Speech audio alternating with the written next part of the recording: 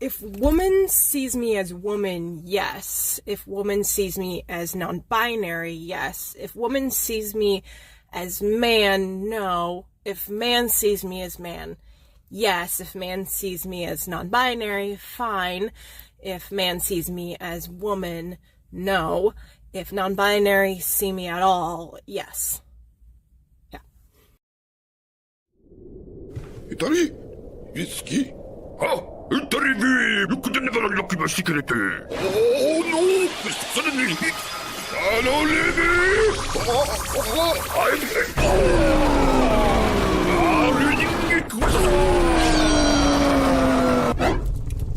Let's begin. Indeed.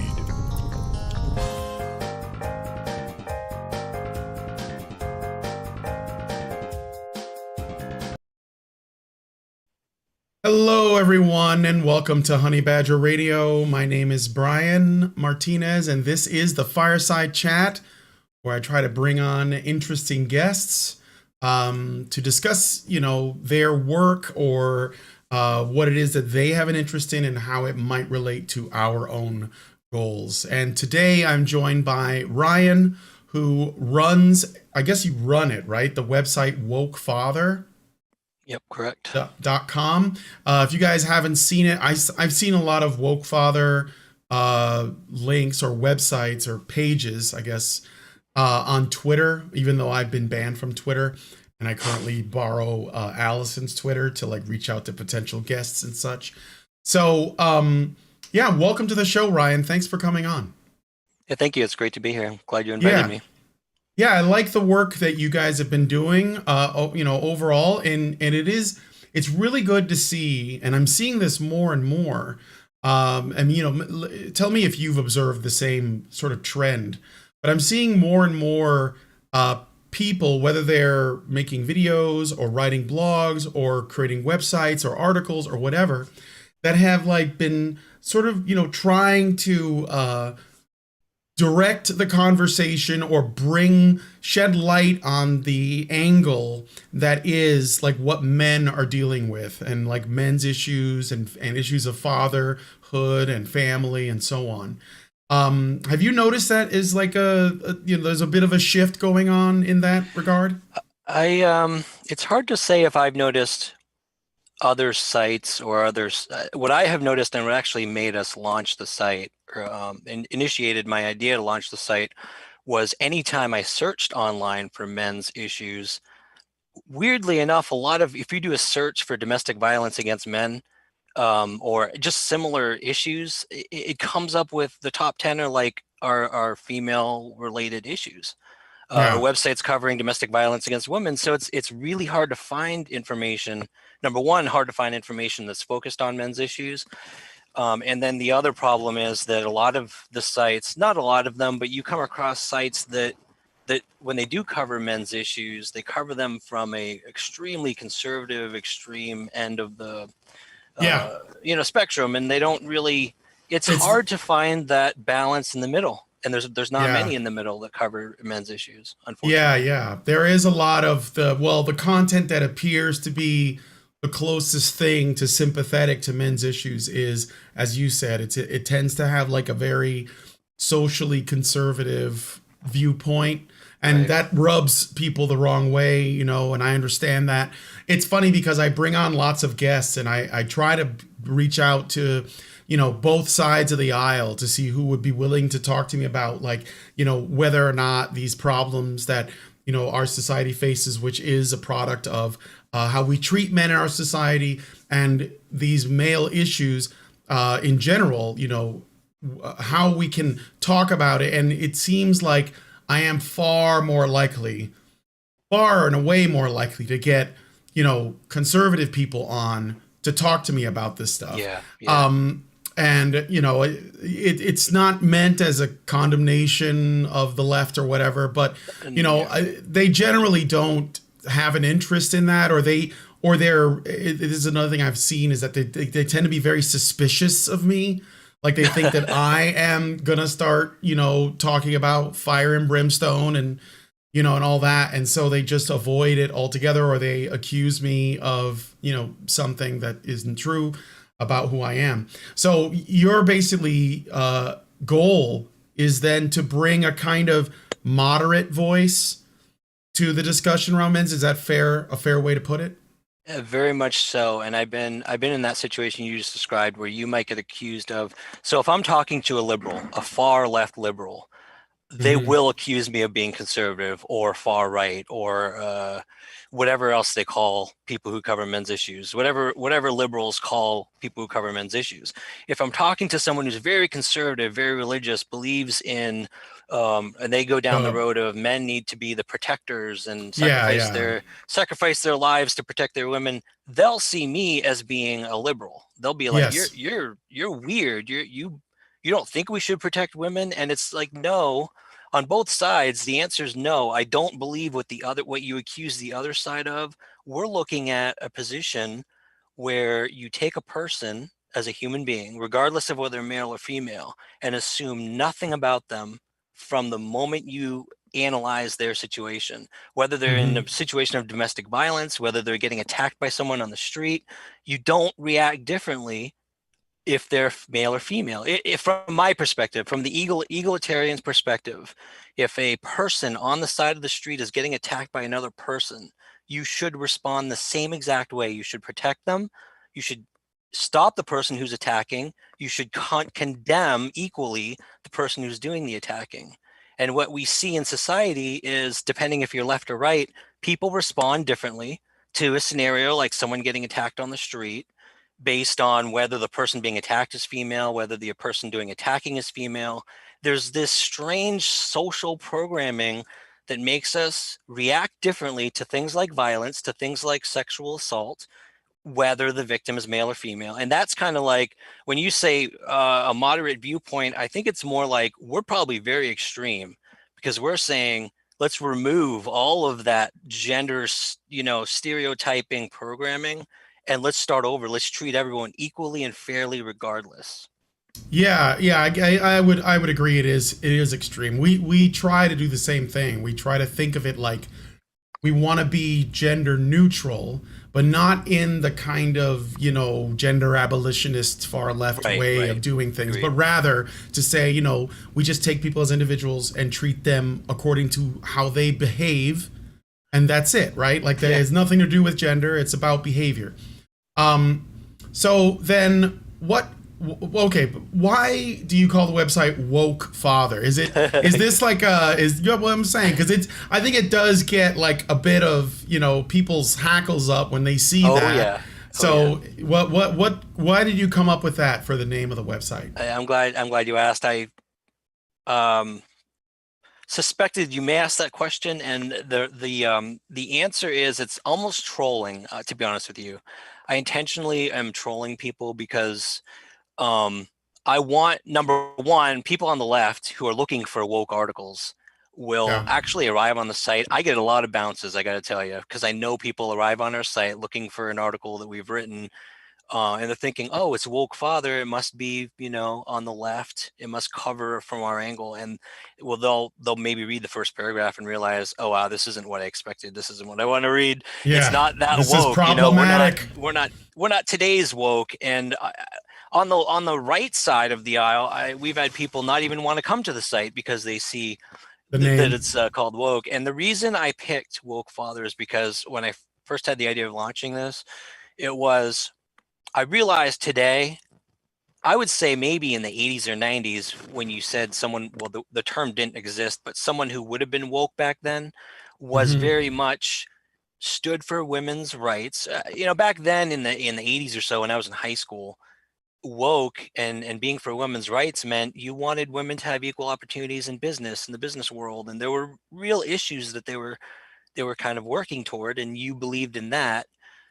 But it's kind of gravitated today where if you're woke, you have to believe that a whole bunch of they've almost gone in the other direction where you have to believe in the stereotypes about men to adhere to their ideology. I know that sounds confusing, but I'll explain. Yeah, yeah. Uh, Let's yeah, expand I'll on explain. that. So feminism the way it was founded, when I was in college, kind of feminism was proliferating throughout, the gender studies classes, and they were teaching these things. And I had a bunch of very, very vitriolic debates with feminists on campus, like even professors on campus, about Yeah. their ideology. And the ideology is based, ironically, on very conservative assumptions about men. Yeah. Yep. So the whole idea of patriarchy, for example, is male-dominated society, and how male strength kind of shaped all of the different systems and structures and everything. But the problem with that whole ideology and basing your foundation on that patriarchy and men's tendency to do these certain violent things and to want power assumes that a lot of things about the male gender, that men in general, they're think of all the traditional stereotypes about men, that men are violent, that men want power. Yet at the same time, while they embrace those gender stereotypes about men, they worked extremely hard to dismantle the gender stereotypes about women. They said, hey, you can't say women are sexual objects. We're not just pretty little things to be submissive. So let's throw out those gender stereotypes about women, that's why I actually started out believing in feminism when I was much younger. And I started gravitating away when I kept seeing that hypocrisy on each side of their ideology. They embrace male stereotypes and male gender expectations, but they completely dismiss any kind of gender expectations on women. And that's the part that they didn't fix the whole problem. They fixed half the problem. And that's kind of, where. Do you think that, yeah. No, I understand that. We've actually made similar arguments where we've said, it seems that the thing that's weird about feminism, it's not really weird once you understand that it isn't really all that philosophically sound, but the central trait, or feminism as an ideology, can only exist if nothing that it claims about men was true. So like, if we really lived in the but it's true though. If we really lived in the oppressive patriarchy, where men have used this patriarchal system to oppress women, to benefit themselves at the expense of those same women, there would be no feminist movement, because their version of patriarchy, their interpretation, would never allow it. And yet most of the goals, and probably well beyond the pale of any goals that would even seem reasonable to to a normal person. So we're way past even goals of feminist goals that you might consider to be feasible if you don't think about it too much. Even those are being not just upheld and made a priority by feminists, but they're supported by men, in all kinds of powerful positions, whether they are corporate leaders, CEOs, politicians, academics, right? People in the entertainment industry and media. So none of this is nothing that they ask for is coming at this from this sort of the quote unquote underdog position, which is how we're supposed to frame it. And it literally has to appeal to the thing that feminists say doesn't exist, which is that men care about women. Yes. It's, well, anyway, I guess the way I see it is, to me, once you understand that the only thing that they're doing is they're pushing a button, it's to get a response from men and from other women, because women generally will go along with feminist demands if they don't feel as though they're going to get those needs met, that security, from men. So women who are single, women who are struggling in their relationships, women who haven't known their father, they will tend towards the same kind of top-down approaches and systemic solutions to problems that they perceive, and they're also more prone to believing that narrative when they hear it from feminists. And of course, men, if men hear women are struggling, women are having a hard time, men in general are going to be like, well, we need to do something about this. So it literally like isn't true. Nothing that they claim about reality is true. And I think that this is like one of the challenging questions, because I hear this a lot. So I understand that, you know, your approach or your website's focus seems to be on it's using egalitarianism as like the launch pad for all of the discussion points that you have on your various website, you know, your articles, that's the word I'm looking for. Yeah. What are your thoughts on egalitarianism? Because I know it sounds nice, but I'm curious, like, what does it mean to you? What it means to me is it's a person who is able to step above social programming. And social programming, you just defined it beautifully, I have to tell you. The way you said feminism grew based on how society allowed it to. And if it was a patriarchy, society really wouldn't have allowed that. It would have shut it down. But society, and you'll see articles on our site that dig into the history of just gynocentric society and how it was back then. And, you know, men would die to protect women. They would jump in front of a bullet. You know what? Fast forward, 200 years, has that changed? No. Men today will die for their women. And it's like back then they were able to, and this is why it's so much harder for men's rights these days, because we're actually going against this grain. But back then, feminists weren't going against anything. They were saying, hey, you know, women have these, we really want to vote. We want to have these rights, and we're suffering because we don't have these rights. We're suffering in these ways. And yes, sure, there were some men who were saying, well, that's not women's place, and, you know, women shouldn't be voting. But there were plenty of men who said, you know, you're probably right. It's not fair for women. Women are getting, if a woman, even today, I mean, if a woman says, I am getting catcalled on the street and there's all these guys that are making me feel bad, immediately everyone, you're right, men and women, to get both, will feel bad for that woman.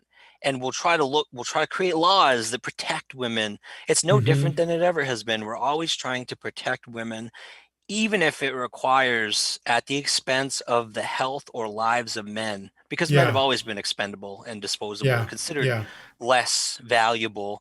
That hasn't changed. And I guess to get back to your question, egalitarianism is really difficult because it's actually stepping above that and saying, I'm going to go against the grain of society. I'm not going to say that women's lives or women's health is more important than men's lives or men's health. And so a lot of our articles, if you look at it, go through what is a gynocentric society? What is that kind of society that does value women higher than men? And then we talk about other articles where, hey, these are areas in society that we could care more for men. We could help men more to get on an equal playing field, a truly equal playing field where we value both men and women equally, not the way it's been for the past 200 years where men are just, you know, cannon fodder, really. Yeah, it is very tricky because you know, this is why I was asking, because I've been thinking about egalitarianism a lot. And if a man, and I think this is really difficult for men and women, can break free from I don't know if I would call it social program. Probably in part it's social, but I think a lot of it is evolved. So we're looking at, you know, our evolutionary instinct. I think that the men will put themselves in danger for women, even women that are not particularly kind to them. Yeah. Even today, like, you know, I know everyone's talking about the, you know, what happened at the Oscars. And I talked about it in that context because I think that's the important part of it. You know, when Will Smith decided that he was going to use violence against, you know, Chris Rock for making a joke, to defend his extremely, his wife who cheated on him and then put him on national television to embarrass him and crush him for it. I think that says something about, what men are willing to put up with to defend the honor of women, even women that don't deserve it. So I do think that we've kind of like really gone too far. I think that there was probably a time where a woman's honor would be worth or would be defended, presuming that the woman was honorable. Like there was like a difference between being a female and being a lady, I guess. Yeah, well, not even, and also on top of that, a lot of the feminist talking points have to do with who has power in society. Yes. And they only focus on financial power, CEOs, and who's running companies. But think of the power that she had just sitting there and making a face at Will Smith. The power she had over him to make him get up and actually be a violent person when deep down he didn't want to do it. He cried after. He didn't want to do that, but he did it because he thought she was either going to get angry at him or, not talk to him for a week or somehow punish him for not protecting her honor. And that's the power that women have had in the past and have today, continue to have today over men. Yeah, it's an expectation too. So if he hadn't done that, I think that everyone would have shamed him for not, saying not something. So yeah, and it would have largely come from, women and white knight men who basically feel like no, all women are queens and like that they should all be protected, right? So this mentality exists despite the fact that feminists claim it doesn't, and that actually they claim the opposite of that.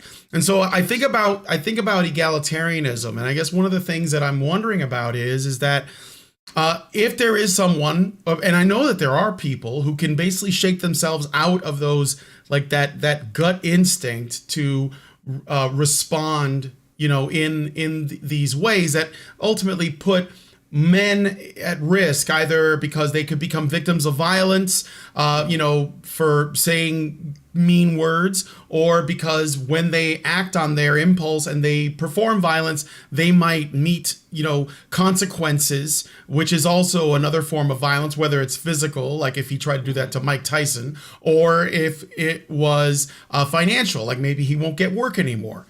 And so, there are other risks. And what I wonder about is, like we should try to treat people as equals, but I don't know how that could realistically shake out, because we don't, and we never did. So, we've always treated women preferably. Yeah. And, none of the claims made by feminists are true, and they never were. I don't know if you agree with that, because like this is one of those things that's hard for people to wrap their mind around, is this idea that, well, feminism isn't necessary now, but once it was. And I've heard that a lot. Yeah, or feminism isn't necessary in this country, but there's this other country where, it probably is. And I don't agree with that at all. I think that men and women are generally the same everywhere.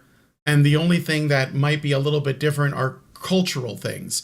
But at the end of the day, a culture only thrives if it protects the women of that culture. And so, I think of the relationship between men and women as kind of like you could say a walled city. So the wall is men, and they're on the outside and they protect the perimeter. And in the middle of the wall, where the hearth is at, is where the women are and the children.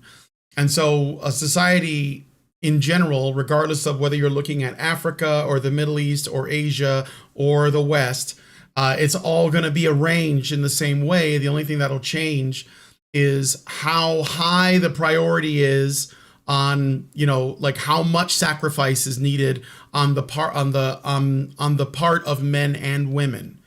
In order to get like that thing functioning, that sort of, egg, I guess you could say. You know what I mean? I do. I kind of do. Are you saying that is how society needs to operate to thrive, or how it No, currently operates? I think it's how it currently operates, but I think it's how it's Yes, always operated. So it's and right. yeah, and this is why I I, mentioned like the I Middle guess the East reason I asked that because question is because does it need to operate that way? I don't think so. And the reason I say I don't think so is because it's already been broken.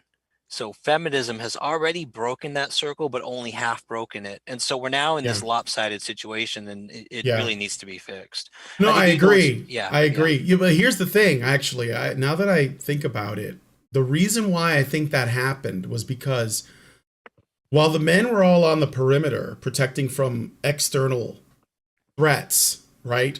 Because that's usually where men operate. That's why we have military and, yeah, borders and things like that. While they were on the perimeter protecting us from external threats, feminism was killing things from the inside. yeah, And I think that on the inside, when that sort of thing happens, I think that's where women come in. I think that's where because it's very difficult to criticize. It's very difficult for men to criticize women without attracting the ire of other women and men. mhm, And so like, but when women do it, I think that we're more likely to pay attention. So maybe, and I'm just spitballing this right now, it just occurred to me. Maybe the reason why this has happened and we're experiencing all of this now because it was starting in the inside of our civilization and it was eating its way out and no one said anything because we never asked of the women, and this is sort of goes to your point about egalitarianism. We never asked of the women to defend that, to stop that, right? And so they didn't because the women and I don't mean feminists, I just mean women in general, they saw that there could be a benefit to this. So they let it yeah. go. They let it, coalesce.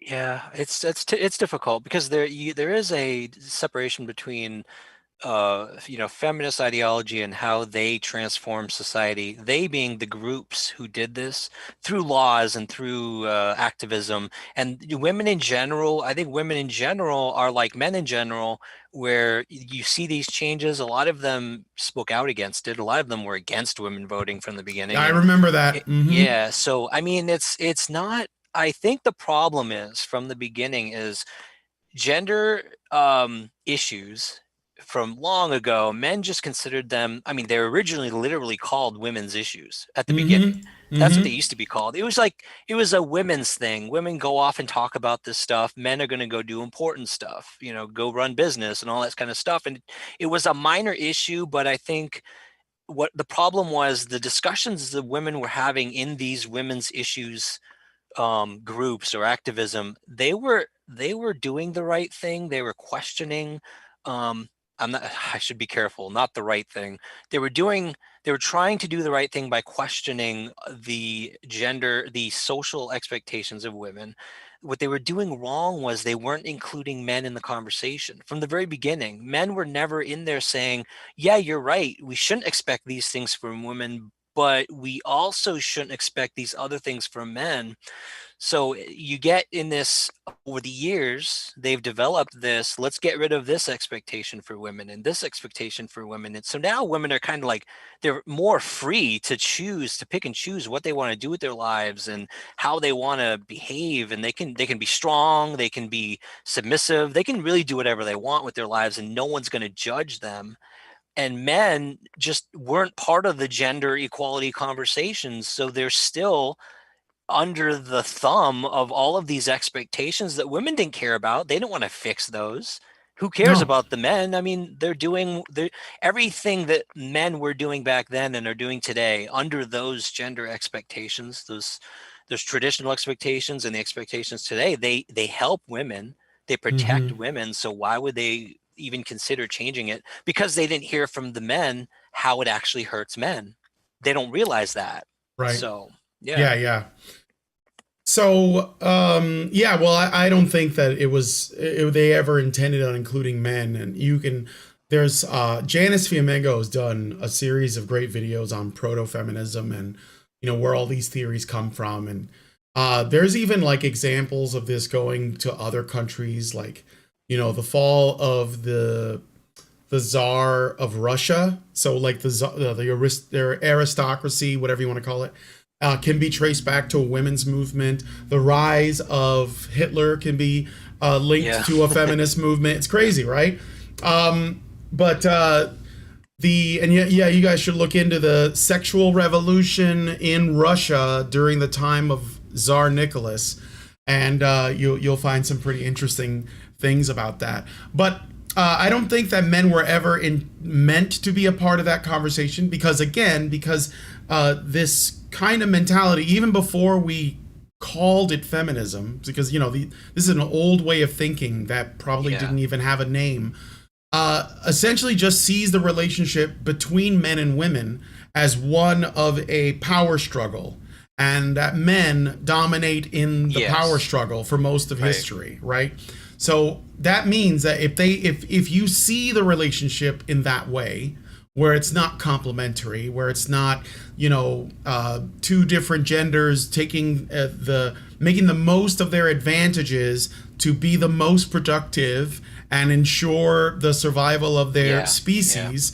And instead, it's just like one, gender dominating over the other one. It's war. It's war. They consider it's war. They were like, we're at war with men. Men are the problem, and we need to. You're right, and that's probably the downfall. But I think to get back to your what's really interesting about your initial question though, and kind of the road you went down with how society kind of put men around the border to protect society. If you are egalitarian, you need to dismantle that while also still providing a modern society that can thrive. And I mean, a lot of women would say, hey, you know what? We don't need you to go off and hunt anymore. Society has moved on. We have technology. And we're now at the point in society where we could say back now, let's focus on the draft. Let's focus on the fact that men are still expected to register with selective service to get financial aid for college, and women aren't. Women don't have to go through that hoop. And, women don't really seem to care about that at this point. But if you think about it, in war, technology has advanced so much that you don't need muscles to drive a tank. You don't need muscles to fly a helicopter. Maybe combat, but guess what? Women are now allowed to legally go in combat equally to men. They are not restricted from going in combat roles. And this is where we start. The white knights will now, at this point in the conversation, start coming back and saying, well, I don't want women going in the battlefield. I don't want to put women at risk. Is that really fair? And if you take the egalitarian viewpoint, you can compromise, and you can say, well, how about we, instead of making this inequality where men have to register, men have to go to war, let's at least set up a system where everyone equally has to jump through the same hoops. If that means everyone registers for the draft, that's fine. To get financial aid for college, that's fair, that's egalitarian. And if you want to work out the details where if someone gets drafted, if all men and women get drafted, if you want to give women roles that are more, maybe most women aren't strong enough for some roles, so you won't put them in that one. They still get drafted, but they have to serve in a different capacity. Is that fair? Maybe. I mean, maybe that's an appropriate way to do it, but it's at least an egalitarian approach. You do take people's biological differences into account, but you still treat them fairly. Yeah. No, I mean, all of that sounds fine on paper. And that's where I think I have issue with egalitarianism. I used to be like 100% down with that, but now I'm not so sure. So I'll try to explain. First of all, well, obviously, when it comes to the draft, my preference is that it just be abolished completely, because I don't believe the state should own people, agreed. And that's essentially what that is, right? So that's you could say I would say that is a gendered issue because it only affects men. But at the end of the day, one could make the argument that it's more of a libertarian position. Or human rights issue, absolutely. Or just like a more broadly human rights issue, sure. I'll tell you what, you know what's going to get rid of it? When we include women. Yeah, I agree. Because they want to protect women. Lawmakers are absolutely going to abolish it at that point. Right now, it just yeah, affects men. Who cares? exactly. Although, You know? some people like in NCFM have been working really hard to try to get the draft Yes, abolished yeah. or include women in it. Yeah. But I don't think it's, obviously what I would prefer is that we just get rid of it altogether and have only a volunteer army because, that's going to work out. Now, that being said, even if we did have a draft, let's say, and we expanded it to include women, women have a number of ways to get out of it. So if we do go to war, they'll suddenly all come up pregnant. There'll be all these, you know what I mean? No, because I've No, seen you're right, that. you're right, I guess, yeah, yeah. they'll just become pregnant and they'll get out of it. And then, because that's Well, the one. well, then they're draft dodgers, just like guys would be. You know what I mean? Yeah, I mean, I don't have I think that the trick is though it's difficult to prove that because let's say that this Russia-Ukraine thing. Let's say that we had a draft that included both men and women, and the Russia-Ukraine thing starts to get out of control. Like China gets involved, and oh crap, now we got to go to war. Well, I think that women who have signed up for the draft at this stage before it's been officially announced will probably start thinking, I should probably get pregnant. And so once, you know what I mean? So that when they pass it, it's already like, how do you prove that they're draft dodging just because they happen to be knocked up? And then of course, because they are women, people are not likely to call them out on that anyway, because they're like, well, she's pregnant now, and all of a sudden it's a life. And so I think there's that. The other thing is too, and I've spoken to, do you have any experience in the military? Are you like a veteran or did you serve? I am not directly. I have a lot of family members. Yeah. Okay. I talk to a lot of guys because I do deal with men's issues and I speak to men that are, either are vets or they, are currently, part of the military. And even though there are women in the military, they are generally like a problem because, and I know it's going to seem like I'm making a TradCon argument, but I'm not. But what I've heard consistently from men in the military is that a woman in your unit changes the entire dynamic. And like, because all of a sudden, the other men, where they would normally be working as a well-oiled machine where every single part has to function a certain way and at a certain level, and the other men, despite the fact that they will see them as brothers, they will also have to give them a degree of autonomy and essentially just presume that whatever it is that needs to get done is going to get done by all of the individual parts involved.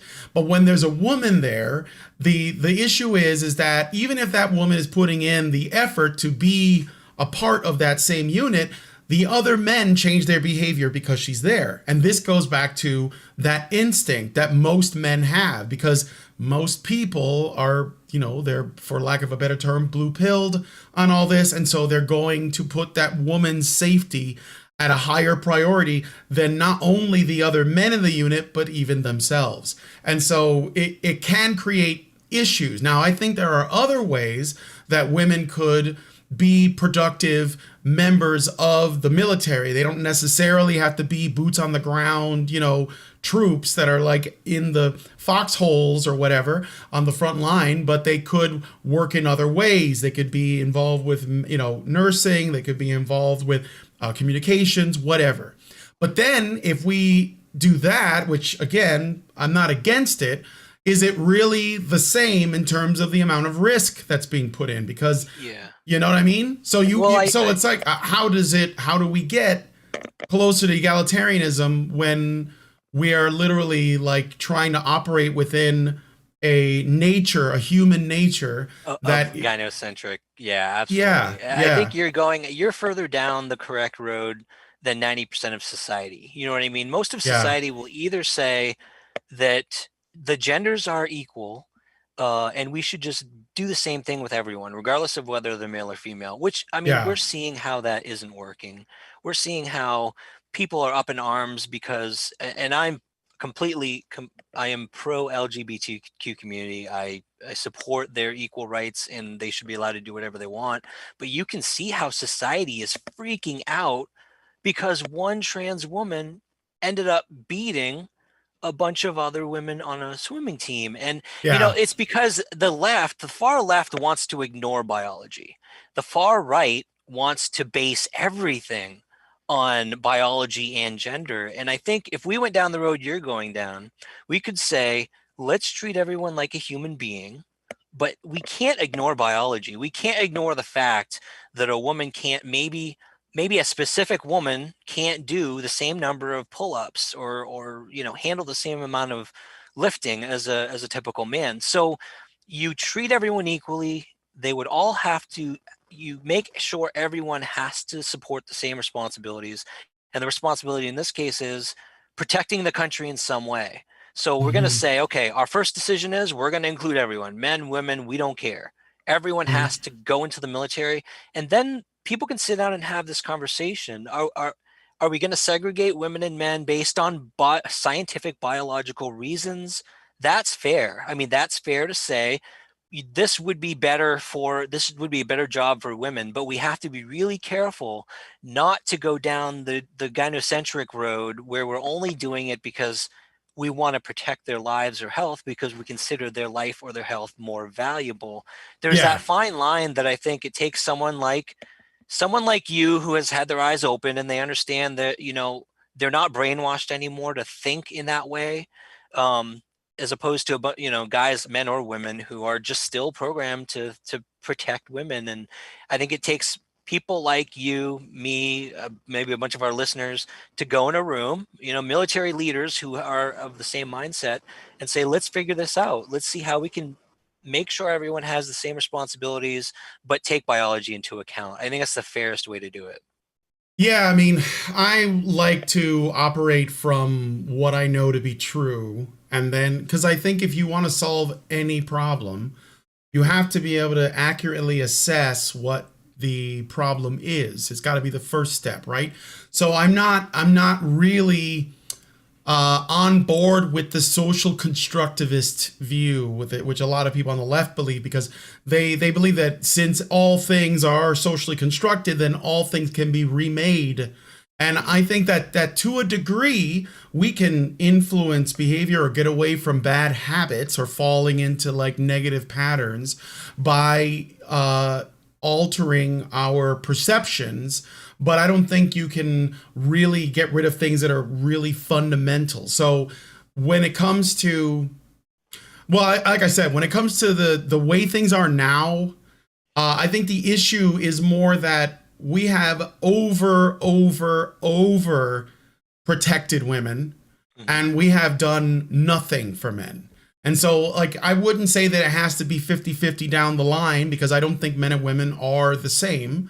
Right. And I think that that's okay. So I won't treat them that way. But I think that we need to, and this is what I don't know if I would even call this egalitarianism, but what I think the best way forward is to start holding women accountable for the bad things that they do. Yep. And don't be fearful of that. And also encourage other women, because, one of the challenges with women who are not feminist women is that they are agreeable. Like they tend to be more agreeable, more willing to, kind of like don't want to rock the boat, go with the flow, whatever. And they also don't have that much skin in the game compared to men. And so when it comes to like what the potential consequences, are for, let's say, the way that they vote, the way that the political landscape changes, or the way that the cultural landscape changes, men are more affected by that. And the other thing is that because women are so agreeable, they tend to not push back enough for fear of social ostracization and the social repercussions and the reputation destruction that might come at them from the women that they should be calling out. So there are the good women who they want to do the right thing, and then there are the more, let's say, selfish or self-interested or evil women that are going to use the system and their strengths as women, which is essentially like their ability to, appeal to our instincts to want to protect them in order to get things that's in their own self-interest. So we need people to call them out. We need to hold women accountable and treat them as adults. And then we also need to honor men. Like, honor men for the things that they do. Let them know when they're doing something right by giving them the appropriate amount of praise. Like, we don't just live in a time now where we don't acknowledge when men perform acts of courage, whether they do so in their day-to-day life based on, their job, like if they're cops or if they're military or whatever.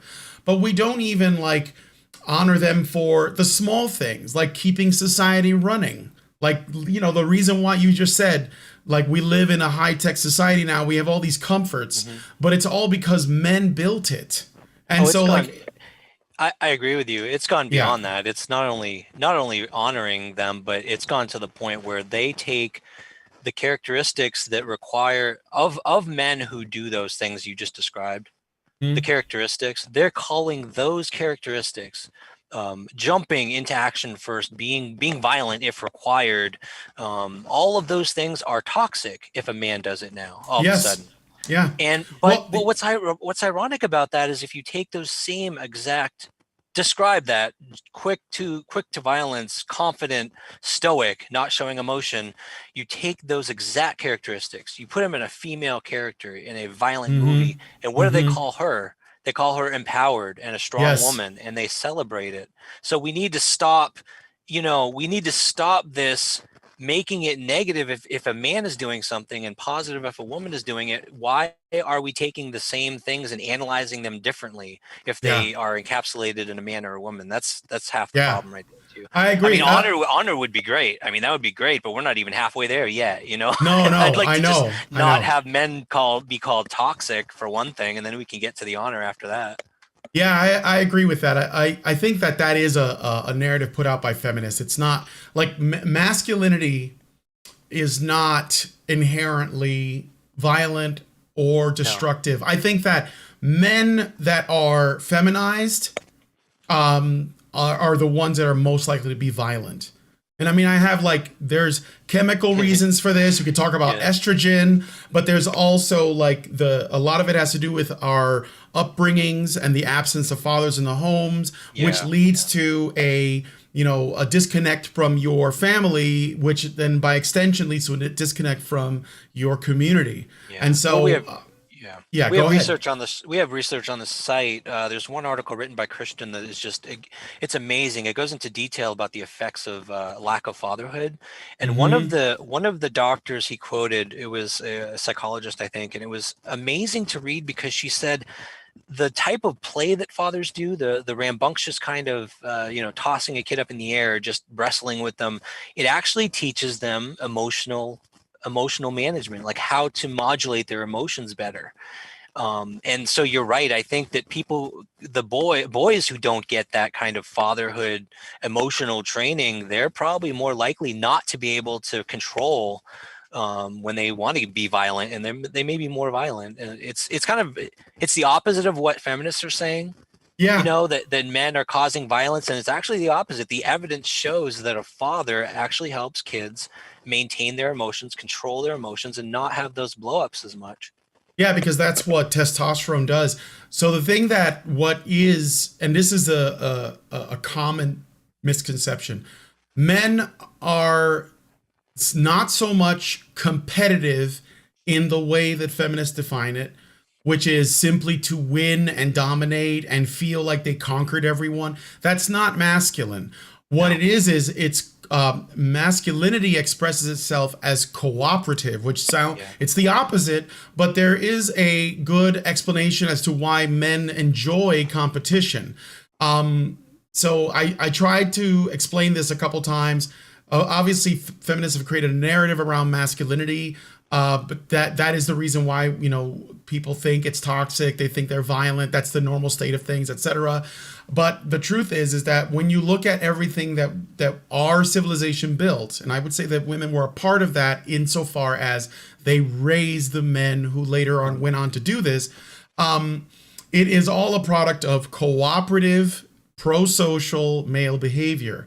And so, like, we have homes, we have plumbing, we have internet, we have electricity, we have, you know, septic, we have sewage, we have airplanes that fly from one side of the country to the other, we have spaceships, we got all of this because of men working together. I mean, Oh yeah, a code of conduct. I mean, we're fair play. I mean, it's funny because if you look at a street fight between two men and versus two women, you just look at that example. I mean, they will fight, but they will not, like, they're not going to gouge someone's eyes and make them go blind, or they're not going to, you know, go for their throat and like try to kill them. It's sort of like this mutual respect. But you take two women going at it, they will do everything they can to like rip each other to shreds. And it's just this, I think you're right. It's this, and we shouldn't say that this isn't really, I hate saying this is a male thing versus a female thing, but it's just, there are traits that men inherently do have that is a benefit, is a positive thing. Women have plenty of traits that are positive things for women too. It's not like we're saying men are better. It's just we're different. That's the point. And we have positive traits. We're not toxic, you know? Yeah. So it's funny because, like, when men become violent, and I mean like in a destructive way, like, we tend to pay attention to it more. That's why when girls get into a fight, you know, it might go viral and all that, but people won't think, oh, this is a problem. Like, this is a societal problem. Right, it's when men become violent.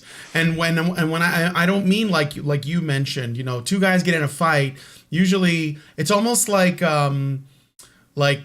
two bucks, you know, like they clash antlers, and then one of them dominates the other one, and they're just like, okay, that's it, right? I lost, whatever, right? Yeah. And assuming that they are, you know, not like particularly emotionally damaged from some prior trauma where they don't know how to respond to, you know, defeat well, they're most likely just going to shake hands and go get a beer together, and that's going to be the end of it, right? But I think the reason why women respond differently, it's not to say something negative about women, but I think when you think about it, if we were living in the times of hunter-gatherers and there was a threat that found its way into the actual hearth, like I was saying before, once the perimeter's been breached and there's like a threat at the door, women are going to do one of two things. They're either going to submit completely and just say, okay, we're going to join your tribe now, you know, or because they're agreeable, or they're going to fight to the death because, you know, it's like, it's beyond, it's to the point where you're basically the last line of defense. And I think that maybe, is my guess anyway, over many generations of us living that way, that women, when they get into fights, that's why they go for, you know, they want to permanently scar the other person. They want to tear her hair out. You know, they want to cut off her ear with their nails or whatever. And I think that's probably why. It doesn't excuse it, but it's not blaming women. But I think that when men, you know, get into fights, it's about dominance. It's like dogs, you know, and one of them dominates the other one, and the other one goes, "Okay, I lost," you know. So, well, it's just that the results, the negative repercussions that come from those actions, they should be treated equally too. So I agree. If a guy knows if he kills another guy, he's going to prison for life practically. You know, he's gonna, or if even severely injures, he knows he's gonna get in trouble. We learn that when we're kids. You know, the boys are the ones who get punished for doing bad things, and it's like the girls, they're maybe not spanked sometimes. Well, no, do you remember? Yeah, do you remember the story of Micaiah Bryant?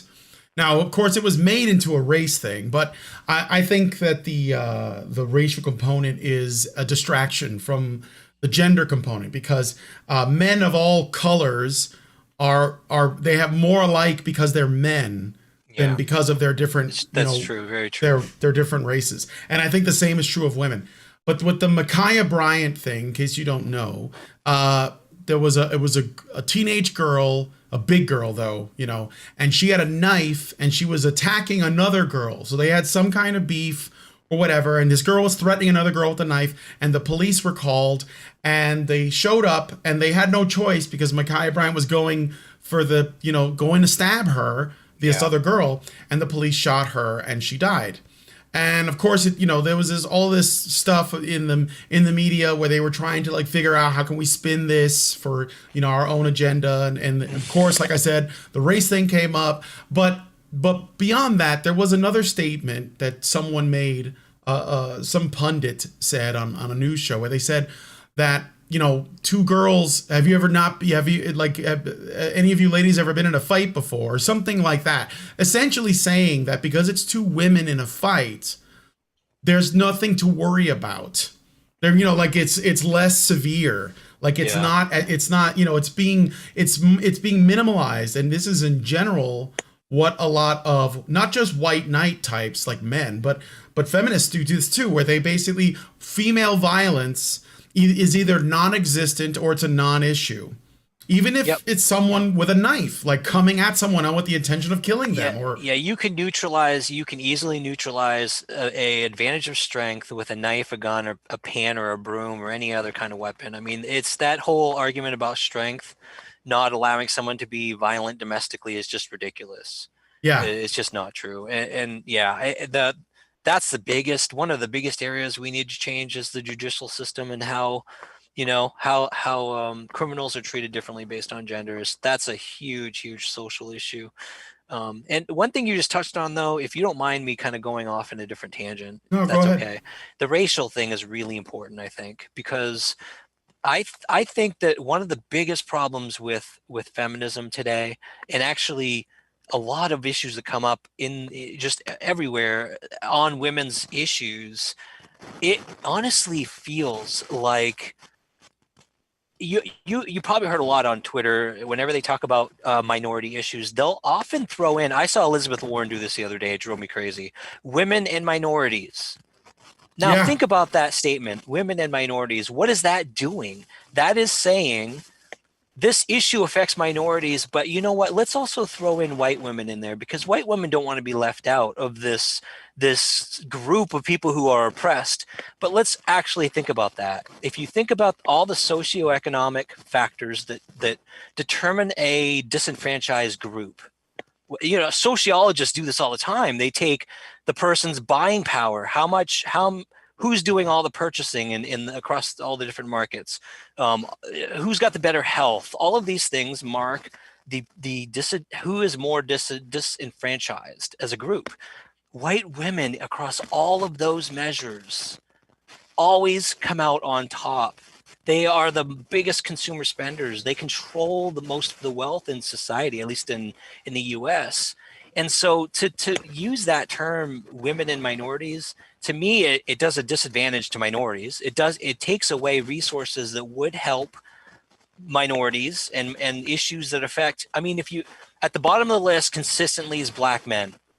They are the most disenfranchised group in the United States. And if you consider the little issue of throwing in women and minorities in all of these discussions around helping groups, think how much financial resources, any other type of resources are being diverted to women's issues that help white women, rather than going to helping minority men, minority women. It's just, the biggest tragedy for me is the diversion of resources to women's issues that help white women in some way that could go toward actually improving racial issues in society.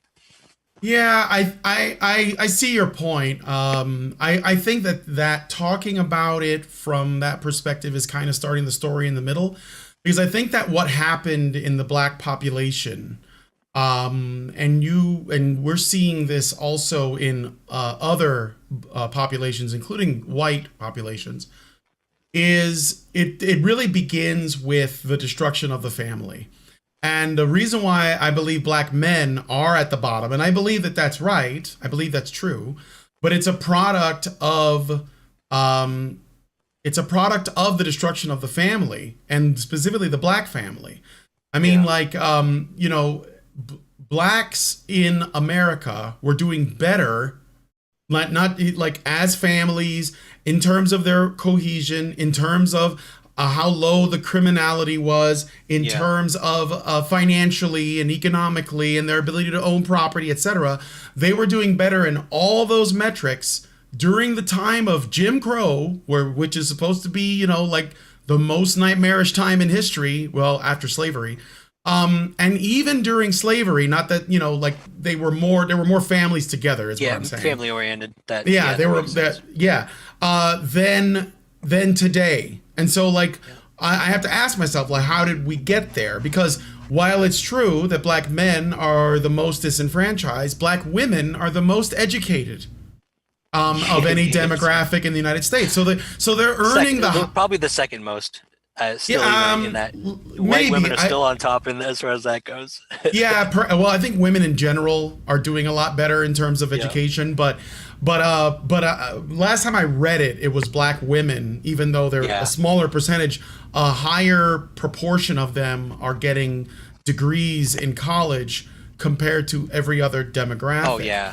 So if black women are among the most, if not the most educated, but black men are the most disenfranchised, then I have to ask, like, how did that happen? Now, what I think is, and I think this is where it traces to, okay?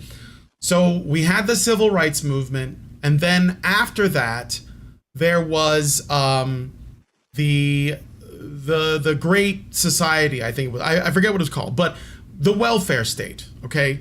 So we had welfare, and there was a contract, there was an agreement that the way that the welfare system was set up was that it would give, you know, redirect funds, taxpayer dollars, to the neediest people. All of that makes sense, right? This whole idea of the safety net, etc. Yeah. But there was a condition, and the condition was that the father, there could not be a man in the home, basically. So I've heard that. Yeah. So black women, and this is why I'm bringing this up.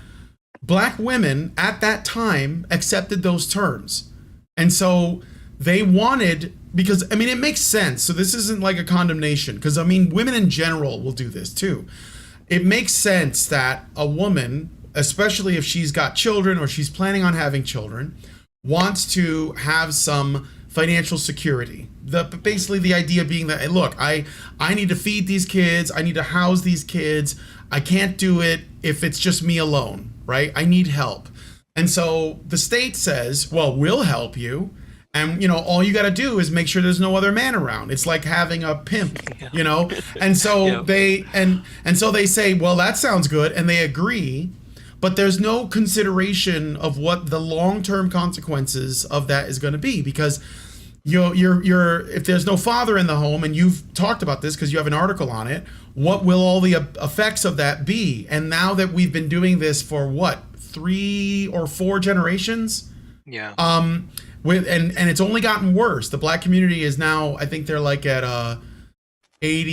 close to 80% fatherlessness. And I grew up in Chicago, so I saw this anecdotally, you know, where people didn't know their father. A lot of kids were like, you know, half brother, half sister in the same home, because the mom would have sex with multiple men. And there were women, and this is like, again, this is just the reality, okay? Because women can be very pragmatic to a frightening degree when it comes to preserving their security. So not a condemnation. They will say, okay, well, if I have 3 kids from one man, the government will give me this much, and I can get this much child support. But if I have 3 kids from 3 different men, I'll get this much more. Oh yeah. And I'll get multiple these kinds of income, right? Yeah. There. And then you get multiple tax breaks and all of that, right? Yeah. So they're incentivized to engage in behavior and practices and habits that are highly destructive to the population and those children, which are, more likely to be beaten, more likely to be sexually abused because you bring strange men in your home and maybe you're not selecting them for, the appropriate traits, and so they could become predatory. You have aunts and family members that could also engage in that. You're more likely to abuse your kids. The girls, they hit puberty earlier, they become sexually active earlier, so they go out and they become pregnant as a teenager, more likely to. The boys, they will engage in self-destructive behavior, they will join gangs, they will become criminals, they'll become addicted to drugs, and this is something nobody wants to talk about with the black population. There are really, really, let's say, worrying levels of suicide, of drug addiction, of various other kinds of addiction, self-destructive behavior, and it's among both girls and boys. It's just that they express it in different ways, and it's because fathers have been gone from the home for so long. So I think that if we put fathers back in the home and make that the primary focus, and I think this is true everywhere because it's also happening in white neighborhoods and in white communities, and it's happening in Latino communities, and the only ones that don't have this problem are like Orientals and immigrants that come here from like their own sort of highly traditionalist countries like India. If they haven't been sucked into the system. I think you're right. We've hit a lot of the articles we have on parental alienation, and it's just the system, the family court system, everything. The whole state system is built around what you just described. It's alienating men, turning them into a wallet, paying into the system, and the state does not want that man in the house because then it kills. And they have coffers. They have, they make a lot of money from the whole child custody, the child welfare system. There's a lot of state money that comes from that system. So there's a lot driving it. And I don't know, that's a tough one to fix, but I think you're right.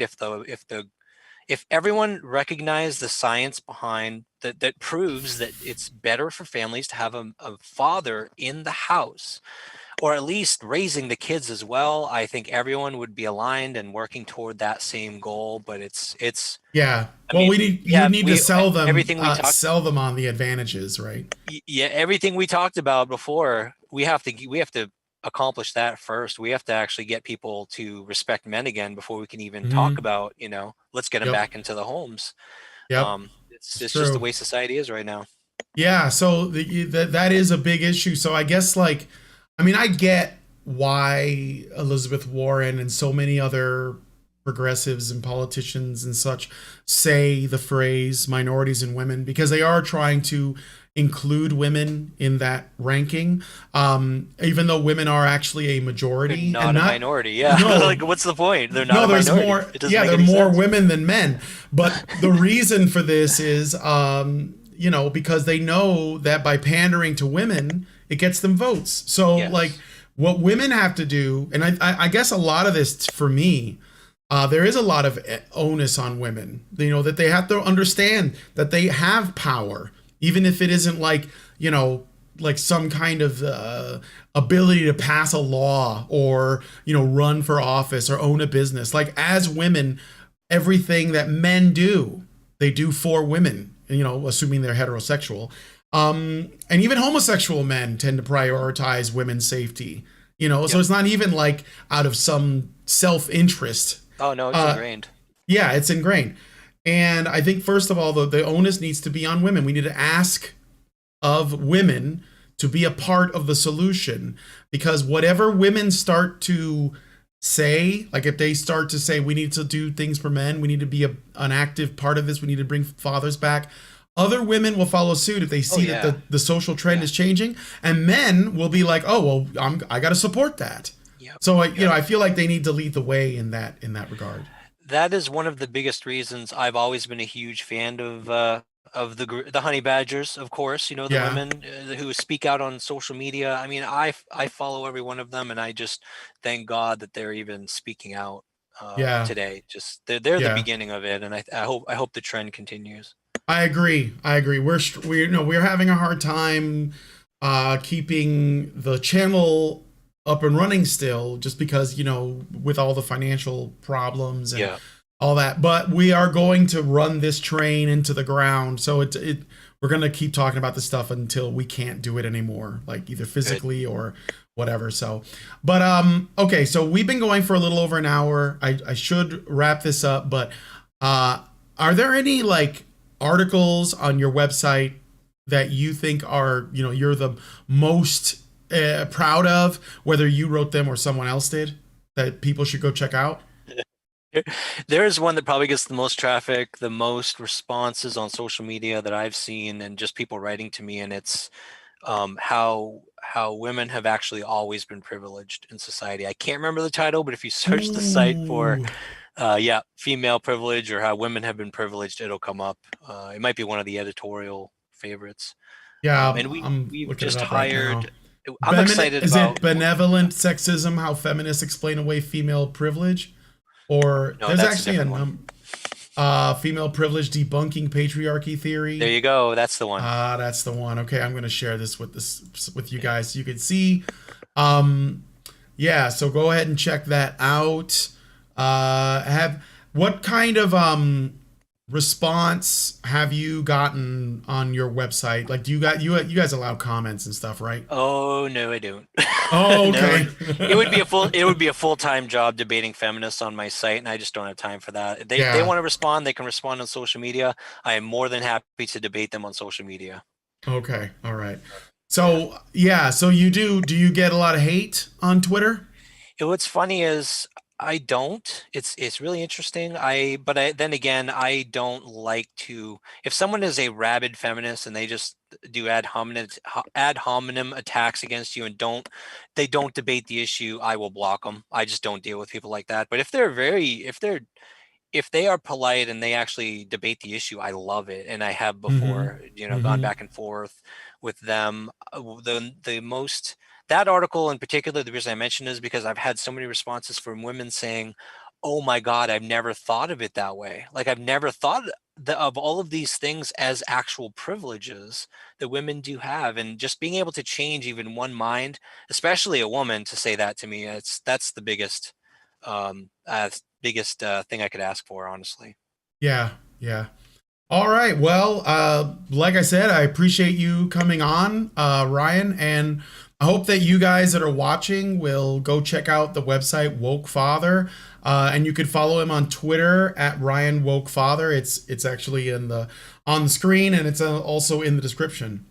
So I'm gonna wrap up the show now. Do you have any final thoughts or any parting thoughts you'd like to leave for our audience? No, just I want to thank you for having me, and please keep up the good work you all are doing. Well, thank you so much. All right, well, if you guys like this video, please smash that like button or give us a +1 over on Rumble. Subscribe if you're not already subscribed over on YouTube and Rumble, if you don't mind. Hit the bell for notifications so you know when our streams go live, and leave us a comment as well, again, both on Rumble and on YouTube. Feel free to type it out in one place and then copy paste it in the other, because I want to try to get some cross-pollination going in terms of the discussion. There's plenty of people on Rumble that don't know about us because they may have joined Rumble for other reasons, like, to follow conservative commentators or whatever. And I found that even though I have my disagreements with conservatives, they tend to be more open to listening. And I think that if there's going to be a shift, it's probably going to start from within that particular camp. And also, most important of all, share this video, because sharing is caring. And the more, just like I said before, the more people we reach, it can only be better for us. So thank you guys so much for coming on today's episode of the Fireside Chat, and we will talk to you all in the next video. Men's rights activists are machines, dude. Okay? They are literal machines. They are talking point machines. They are impossible to fucking deal with, especially if you have a couple dudes who have good memory on top of that too. Holy shit, you're fucked.